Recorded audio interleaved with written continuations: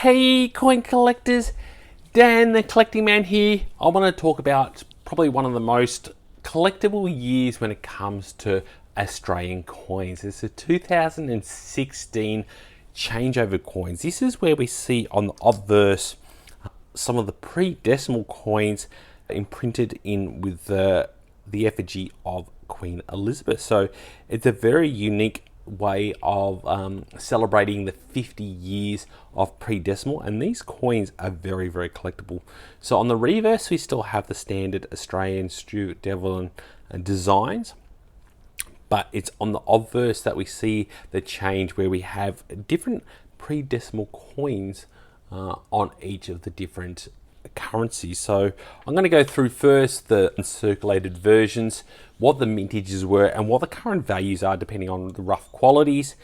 Then I'll go into the special counter stamp one, then we'll go into the uncirculated version and then the proof version as well. And we also see some of the P&Cs and a couple of other different versions like these, like the ones from Downies.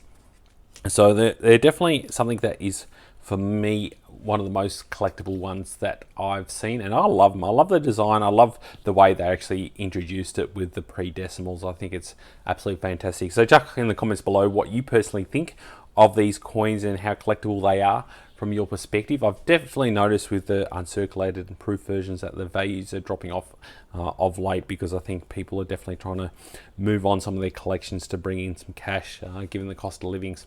So let's start off with the 5-cent one. So this is this one here. Love this little one. So as you can see, it's got a little penny on it with a kangaroo. Really, really cool design there with Queen Elizabeth. I almost thought I had a rotation issue there, but no, it's all right. So this one was minted at 4.8 million, which sounds very high, but for a 5-cent coin, it's actually the second lowest mintage for a 5-cent coin ever. So the only other one was the Jody Clark first initial one. That was at 2.0 million for a 5-cent coin, but this one was low mintage, but this one is the second lowest. So you're looking, depending on the condition, from around $3 to $6 depending on the condition. So won't break the bank to get one of these, but for a 5-cent coin, that's not too bad. You're certainly making a bit of cash. The next one is a 10-cent coin. So that is this one here. Love this one. Looks really cool. So all of them actually look really, really nice. I really like the way they've come up with the designs here. So this one was a little high mintage at 6.2 million, and this one you're looking for around $2 to $4 for this one. Now, unfortunately, I did see under the sold listings on eBay, someone paid $47 for one of these. So unfortunately, and it wasn't a proof one or anything like that. So that's unfortunately a bit of an overpay on that. The next we go into the 20-cent one. So that is this one here.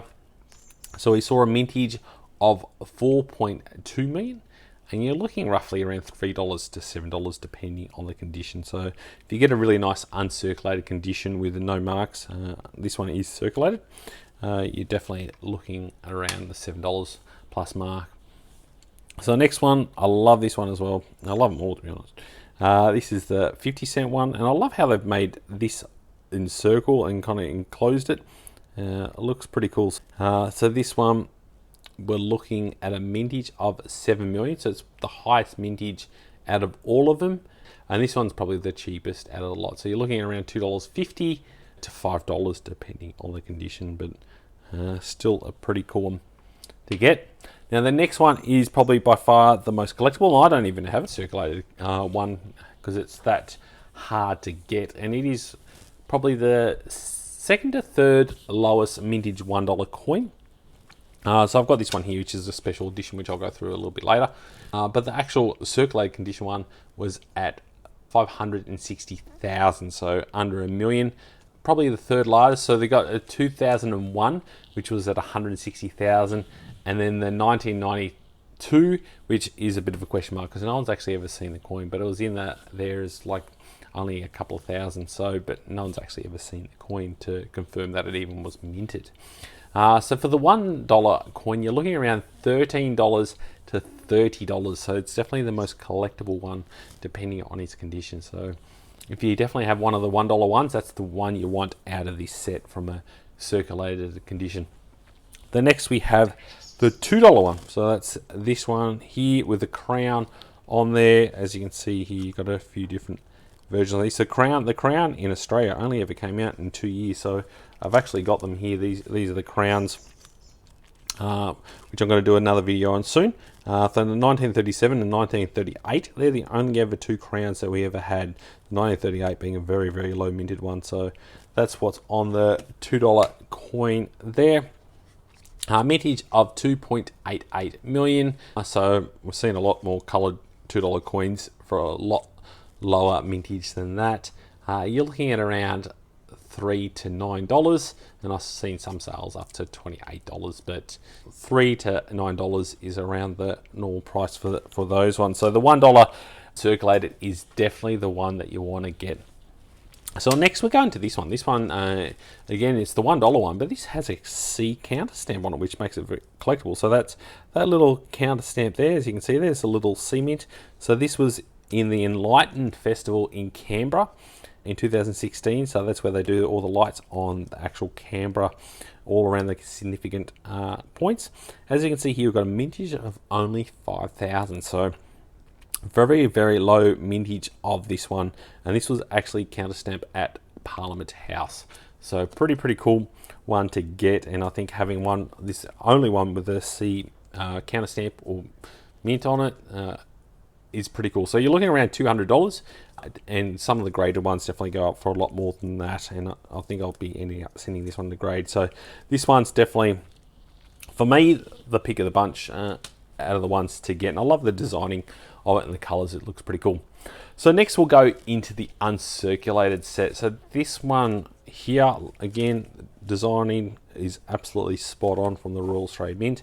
We're looking here, they made 63,571 of these, so there's a lot of them going around. And you're looking at around, it was an issue price of $25, and you're looking from $50 to $150 for these now. So pretty cool. Definitely nice to have some nice quality versions of these coins. So that is at least the $1 coin. So you've noticed a lot of people will take this $1 coin out because that's the one that people want to collect, is that $1 coin, because it's in a nice uncirculated condition. But there's all the coins there in a beautiful pristine condition. I might just leave it like that because it looks better seeing the coins. And there's also a Berlin Money Fair version of that one, where there was only 1,250 of those produced. The coins themselves are exactly the same, but there's a slight difference when it comes to the packaging, where it has the Berlin Money Fair on the actual outer packaging. So makes it slightly more collectible. You're looking around $245 for the Berlin Money Fair uncirculated set.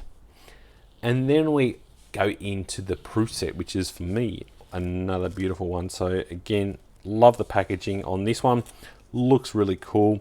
They made 25,840. So it's not very low from a mintage point of view. So you see them nowadays in around the 15,000. So it's still a pretty high number. But this is definitely the way you want to get them, in this beautiful, pristine proof condition. So they've definitely dropped down in price. If you look at some of the key books, so it talks about the price of being around $475, but you can definitely get them a lot cheaper than that. So they were issued at $100, and now you can get them for $110. I saw sold on eBay, anywhere up to $440 is $440 is the highest key price. I did see one sold recently at $575, so they're definitely overpaid compared to what everyone else is paying for this. But like I said before, definitely the cost of living is hitting people. They're seeing a lot more of these kind of sets flood the market as people are trying to bring cash into the homes. But you can just see how, I love this one here, the frosted version. I think the 50 cent here, where they've got the frosted in the middle, is the one, for me, is the pick of the bunch out of the two. So, but looks beautiful. Very cool set. So chuck in the comments below if it's something that you own or like. Like I said, now is probably the time if you want to buy a really good set. You can get that. They also came out with these PNCs. Nothing specific. There's no anything specific on there. There's 9,000 of these. made in the PNC versions, which I think is pretty cool because the stamps. I think that's the cool thing. I love these stamps with the $1 note on there as well. It looks pretty cool. So definitely happy to have some of those as part of a collection. And I've just recently added a link down below to buy me a coffee. So if you like some of the work I do and you want to support the channel, you can give me a little small donation down there to buy me a coffee, and the funds that go into that will help me buy equipment and also more coins for the channel. So I really appreciate it if you like to give back to the channel itself. And if you're not yet subscribed to Dan the Collecting Man, make sure you do get your subscription in, because as you can see here, I like to provide a lot of key information and help people understand what's happening in the coin collecting market and community. And as always, thanks so much for watching and joining the coin collecting community. I'll catch you in my next video. Dan.